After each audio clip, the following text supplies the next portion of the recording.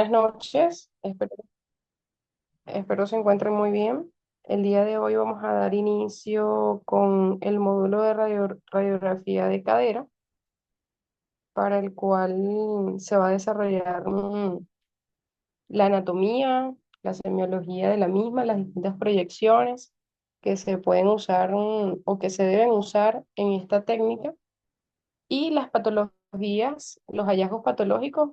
con los que nos podemos encontrar. Primero que nada, debemos entender que la anatomía radiológica de cadera es una herramienta muy importante en el diagnóstico de diversas patologías y va a promover también un correcto manejo de las mismas, no solamente en jóvenes, sino también en adultos y ancianos que pueden presentar distintas patologías a nivel de esta parte ósea. A través de la radiología de cadera, nosotros como personal de salud podemos obtener imágenes detalladas de la anatomía de la cadera y de todos los elementos que la conforman. Esto es importante porque nos permite identificar el impacto de diversas enfermedades, incluyendo displasia, artrosis, osteopenia, y también las múltiples fracturas que se pueden presentar en este aparato. Es importante que el enfoque radiológico se considere dentro de todo lo que es el protocolo esencial de imágenes, de imágenes específicas para los pacientes que presentan ya sea dolor, fractura, algún tipo de limitación funcional o alguna alteración que pueda condicionar a una limitación de esta parte de la anatomía del cuerpo humano. Entonces, bien, para nosotros conocer la anatomía radiológica debemos eh, conocer, primero que nada, la anatomía, toda la parte normal de todo el cuerpo vertebral, incluyendo las partes que conforman la cadera. La cadera básicamente está compuesta por la articulación coxofemoral y debemos recordar que esta es una diartrosis, es una articulación móvil o también llamada sinovial, y dentro de ella se va a pertenecer al subtipo de enartrosis, en la cual hay componentes esféricos o casi esféricos, y por lo general es uno cóncavo y el otro es convexo, lo que va a permitir el movimiento en tres ejes, ya sea aducción, abducción, flexión y extensión, circunducción y rotación interna y externa. Entonces, la gran variedad de patologías que afectan la cadera principalmente van a estar acompañadas de un síntoma que es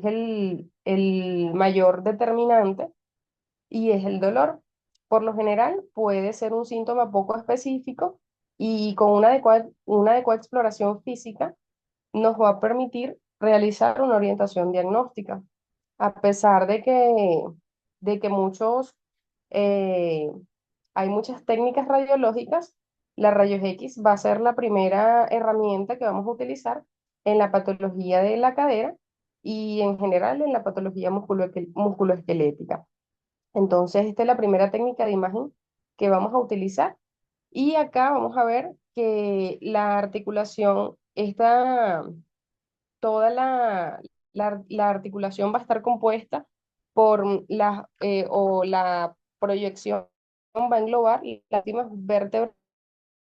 lumbares, las vértebras sacras, el coxis, los huesos que conforman la pelvis, que es el hueso ilíaco, el isquio, el pubis, va a incluir la articulación sacroiliaca y la articulación coxofemoral, así como la sínfisis del pubis. Entonces, bien, debemos identificar en una rayos X la cresta ilíaca, el tubérculo ilíaco, todo lo que es la rama iliopúbica, la rama isquiopúbica. Se va a identificar también la escotadura ciática mayor, así como lo que es el agujero obturador, en donde vamos a poder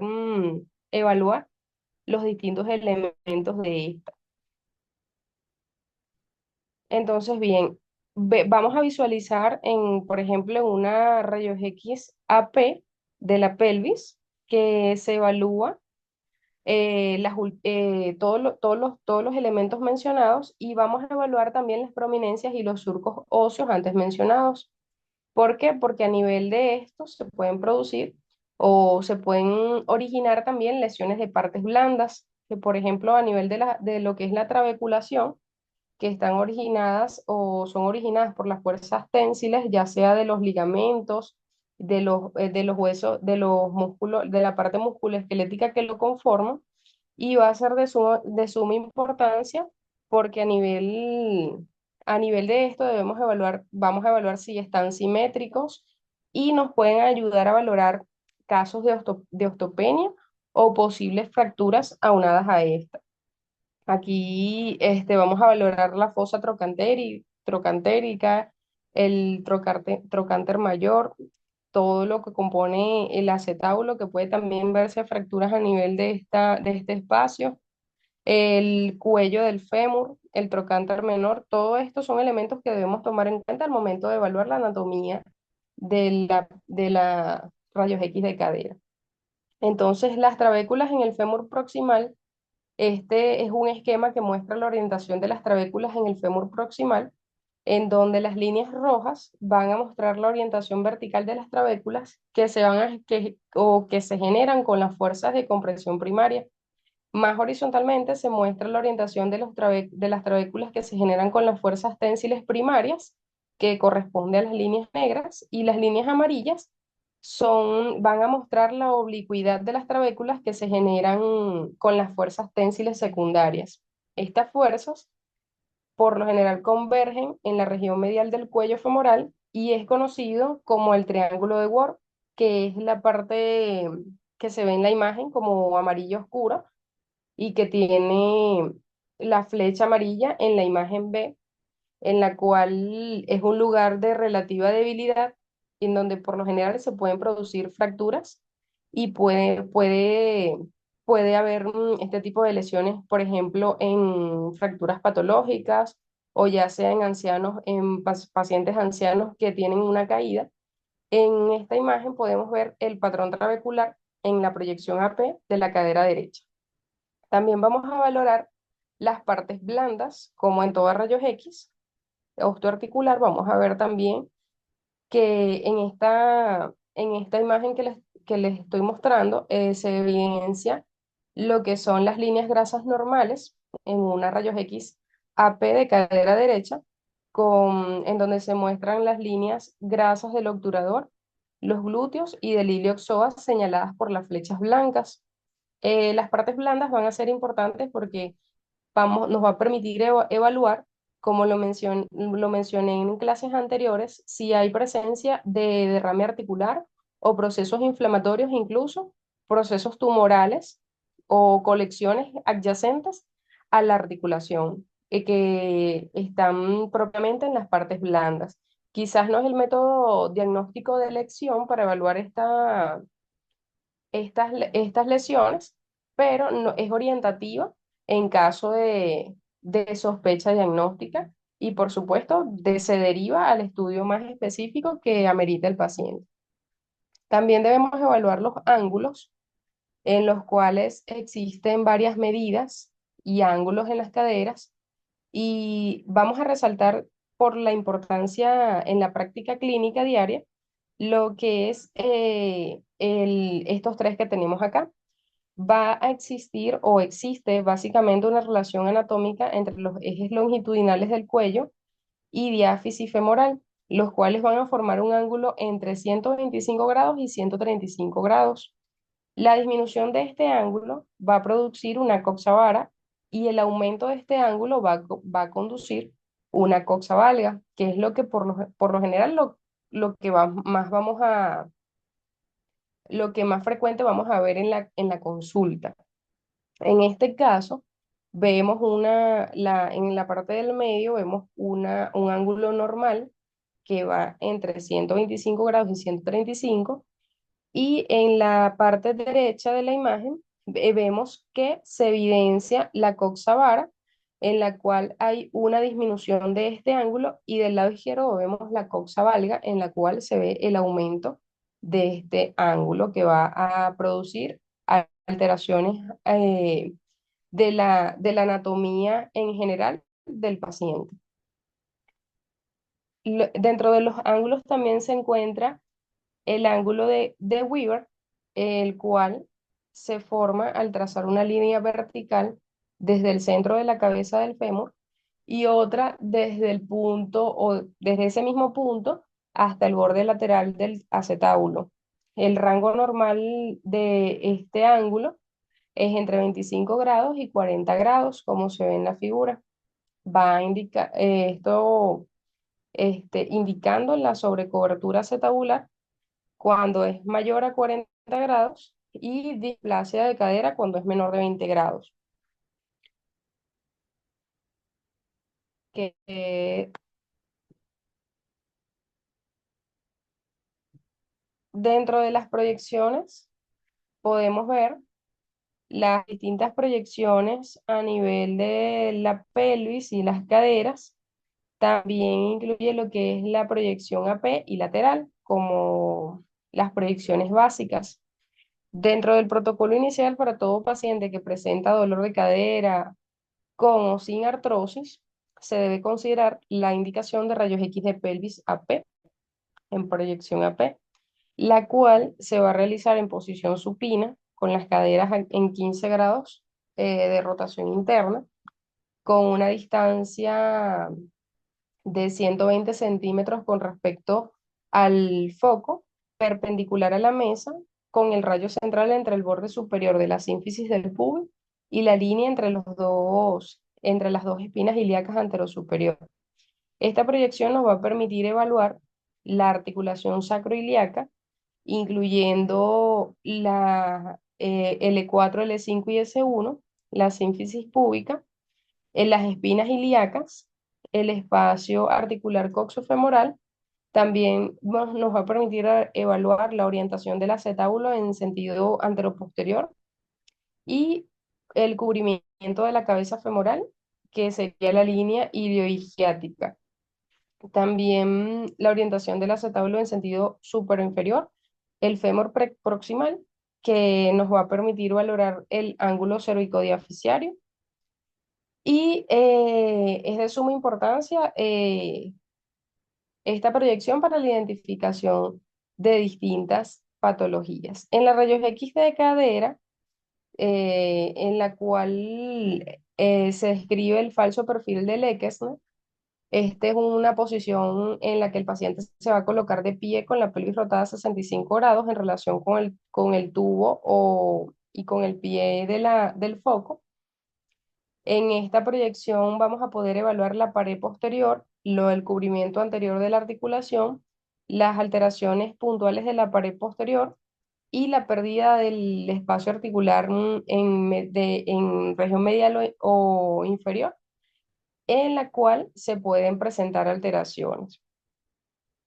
La rayos X de Dunn a 45 grados, esta se va a realizar en posición supina con las caderas flexionadas, como se ve en la imagen, con una abducción de 20 grados con la cadera neutral sin rotarla, y la alineación de la tibia debe ser paralela al eje del cuerpo para no unir el eje o sea, para no unir lo que es el eje de los pies. El rayo perpendicular debe ser perpendicular a la mesa y se va a centrar en el punto medio de la sínfisis púbica y la espina ilíaca anterosuperior. Esta proyección se puede tomar unilateral o bilateral, que podría ser una de las mejores opciones para realizar la comparación de las mismas. Con esta proyección vamos a poder despejar la parte anterosuperior del cuello femoral en toda su extensión, como se ve en, en esta imagen. En la rayos X de cadera de un 90 grados, acá se va a colocar el paciente en posición supina, con las caderas flexionadas en 90 grados, 20 grados de abducción y la cadera en neutro. Se debe alinear la tibia, la cual debe ser paralela al eje del cuerpo, para no unir igualmente el eje de los pies. El rayo debe estar igual perpendicular a la mesa y centrarse entre la sínfisis del pubis y la espina ilíaca anterosuperior, como la rayos X descrita previamente. Esta proyección igualmente se puede indicar bilateral, que es la mejor forma de comparar ambas, todos los elementos involucrados. En los pacientes obesos, la abducción debe ser un poco mayor, de veinte grados o inclusive 40 grados, y con esta proyección igual se puede evaluar, fíjense acá, todo lo que es toda la parte anterior del cuello femoral y su unión con la cabeza del fémur. En la rayos X lateral del fémur proximal con la cadera, acá se va a colocar el paciente en decúbito supino, en la cadera no afectada, en flexión de 90 grados y la cadera contralateral en extensión con 45 grados de rotación interna. El va a ser paralelo, igual perpendicular a la mesa, orientando a los 45 grados en dirección de la cadera y dirigiéndose al centro de la cabeza femoral. Esta proyección es un poco compleja porque requiere sostener la pierna no afectada y muchos sitios no tienen un tubo giratorio para realizar esta imagen. Se va a ver de esta manera. Entonces, bien, entrando en los hallazgos normales que nos podemos encontrar en una rayos X de cadera, sin considerar los patológicos, tenemos la herniación sinovial o herniación de Pitt, en la cual se va a evaluar lo que es una radiolucencia o una radiolucidez redondeada, oval, que puede o no tener borde escleroso, que va a estar localizada en la región anterosuperior del cuello femoral, como se ve en la flecha, que ambas imágenes lo indican. Esta representa una herniación del tejido, de los tejidos blandos del hueso, que puede ser a través de un defecto cortical del mismo. Este habitualmente tiene un diámetro de 5 milímetros y por lo general no representa un hallazgo patológico, puede ser parte de la normalidad de hallazgos normales con los que nos podamos encontrar. El os acetabulum representa un centro de osificación que está también señalado en la imagen con las flechas blancas, que es secundario, que puede ser secundario o no, eh, y está localizado en el margen anterosuperior del acetábulo. Tiene una forma redondeada con un margen convexo medial y cóncavo lateral. Las pseudolesiones, estas por lo general son secundarias, alteraciones fisiológicas en la mineralización ósea o a la superposición de estructuras óseas al momento de la toma de la imagen, como se ve señalado en los círculos amarillos. Tampoco representa un hallazgo patológico. El engrosamiento trabecular, en esta se va a visualizar mayormente en la región metafisiaria femoral adyacente al trocánter mayor, como lo vemos en la imagen señalado en la proyección AP y en la proyección lateral en rana, descrita anteriormente. Esto da la apariencia de matriz condroide calcificada en la proyección anteroposterior, pudiendo ser calificada como un encondroma. Sin embargo, en la proyección lateral se identifica que esta imagen va a corresponder a líneas trabeculares engrosadas, que fue el material explicado durante la anatomía de la cadera. Por eso es importante conocer la anatomía para evitar establecer falsos hallazgos patológicos. Por lo general, al estar estas calcificaciones también pueden verse como, o también pueden darse como hallazgos representativos de cuerpos extraños y calcificaciones en las cuales, al estar incluida dentro de la pelvis, esto pueden ser cuerpos extraños que puedan tener fines terapéuticos o no, Y dentro de esta debemos tener presentes los flebolitos, que son los que podemos evaluar en esta imagen D que tenemos acá. También se evidencia las litiasis ureterales o vesicales, que es en la imagen C, que tenemos acá en la que se evidencia una litiasis vesical, los miomas calcificados, que es el que tenemos acá en la imagen B, las calcificaciones o los oleomas, quistes oleosos calcificados, que es el que tenemos en la imagen A, que son por lo general adyacentes a las partes blandas extrapélvicas. Seguidamente tenemos los cuerpos extraños que están asociados a catéteres o a dispositivos intrauterinos, también a lo que son sondas vesical, sonda rectal, eh, como lo vemos en la imagen A, que tenemos un catéter doble J, la imagen B se evidencia un botón, vemos en la imagen C un dispositivo intrauterino y en la imagen D vemos semillas, que son por lo general cuerpos extraños a nivel de estas regiones. Esto es importante que al momento de encontrarlos se descarten, que se encuentren en piel o que estén también o que sean parte de la ropa del paciente o que estén sobre la camilla donde se realiza el estudio para evitar lo que son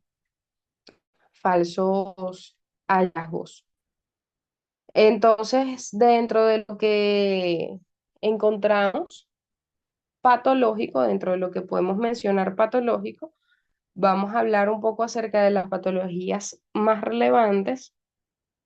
en la cual se va a describir los rasgos más distintivos de cada una, a grosso modo, y de esta manera podamos diferenciarlas o establecer un diagnóstico diferencial con mayor facilidad. Y como punto práctico, debemos recordar que la valoración de estos cambios debe ir siempre correlacionada con el contexto clínico de cada paciente, porque bien, nosotros no solamente vamos a evaluar la rayos X, sino que lo vamos a correlacionar con la anamnesis, los hallazgos al examen físico que tenga nuestro paciente. Iniciando con con enfermedades degenerativas, vamos a encontrar la coxoartrosis, en la cual se va a evidenciar radiológicamente una disminución asimétrica del espacio articular que se evidencia a nivel de la articulación coxofemoral con esclerosis subcondral como signo de cambio reparativo, osteofitos marginales que se encuentran en la periferia, que también van a ser signo de cambio reparativo, quistes subcondrales, también vamos a encontrar subluxación superolateral en los casos más avanzados de la coxartrosis. No se debe ignorar que también están incluidas las articulaciones sacroiliacas, los cuerpos vertebrales lumbares bajos y la sínfisis del pubis, y que en ella también podemos valorar todos estos cambios anteriormente descritos, como lo vemos acá en la imagen. En el pinzamiento femoroacetabular, este va a hacer referencia al contacto anormal entre el fémur y el acetábulo, que va a ser secundaria a anormalidades en estas estructuras. Esta entidad debemos reconocerla, ya que puede ser un signo de enfermedad degenerativa precoz. Entonces, existen dos tipos, el pinzamiento tipo pincer y el pinzamiento tipo CAM. En el pinzamiento tipo CAM, vamos a ver una protrusión excrescencia ósea en la región anterosuperior de la cabeza del cuello femoral. En la imagen vamos a ver una patología visualizada en la proyección anteroposterior y lateral en rana de la cadera derecha en el paciente. Son de las mejores proyecciones que podemos evaluar. Y el pinzamiento tipo pincer, que es este que tenemos acá, va a haber una sobrecobertura de la cabeza femoral por el acetábulo, en donde puede ayudarnos a estimar el ángulo de Weaver, en el cual se va a evidenciar una sobrecobertura mayor a 40 grados. En estos casos se debe producir una retroversión acetabular alterando las líneas del anillo acetabular antero-posterior y visualizadas en la proyección antero-posterior, apareciendo, como la literatura lo describe, el signo del lazo o del 8, que lo vemos allí señalado en la imagen referencial lateral. Lo más habitual es encontrarnos con pinzamiento femoroacetabular tipo pincer y tipo can, algo mixto, que por lo general en las zonas de contactos se van a encontrar estos cambios degenerativos, incluyendo esclerosis, quistes subcondrales, osteofitos. Dentro de lo que incluye las artropatías inflamatorias, en este apartado se deben evaluar los cambios relacionados con la artritis reumatoide y las espondiloartropatías seronegativas que se pueden desencadenar en estas artropatías inflamatorias. La artritis reumatoide es una afectación que mayormente involucra manos, pero cuando afecta las caderas se suele observar las siguientes alteraciones, que es el ensanchamiento difuso y simétrico del espacio articular. Vamos a encontrar osteopenia periarticular, erosiones articulares marginales y centrales y quistes subcondrales periarticulares. Acá en la imagen llama la atención la importante protrusión acetabular que se evidencia y además de esto también se visualiza el estrechamiento difuso y simétrico del espacio articular y los quistes subcondrales. Se debe tomar en cuenta que todos estos hallazgos se dan en fases avanzadas ya de la enfermedad, en donde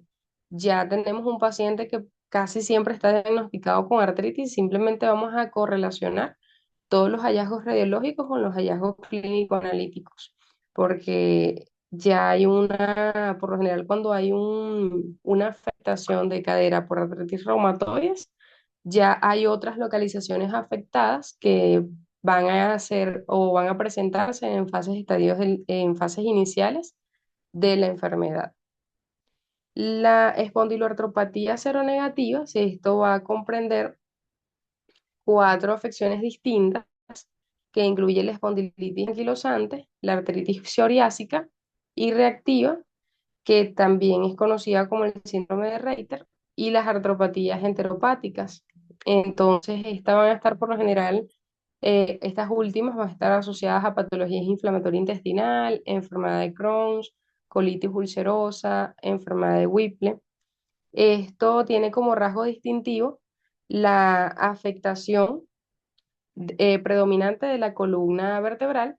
y las articulaciones sacroiliacas, incluidas en esta radiografía P que vemos a continuación, en la cual se aprecia afectación de la articulación sacroiliaca izquierda.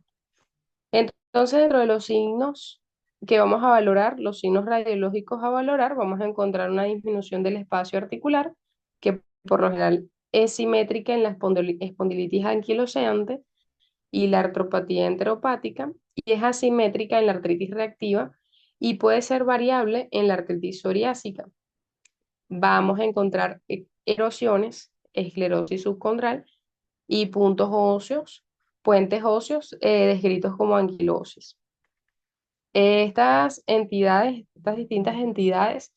que afectan a la cadera, en aproximadamente el 50% de los casos, vamos a encontrar la espondilitis anquilosante, que está destacada como la disminución simétrica del espacio articular y puede observarse hasta protrusión acetabular. En la imagen vemos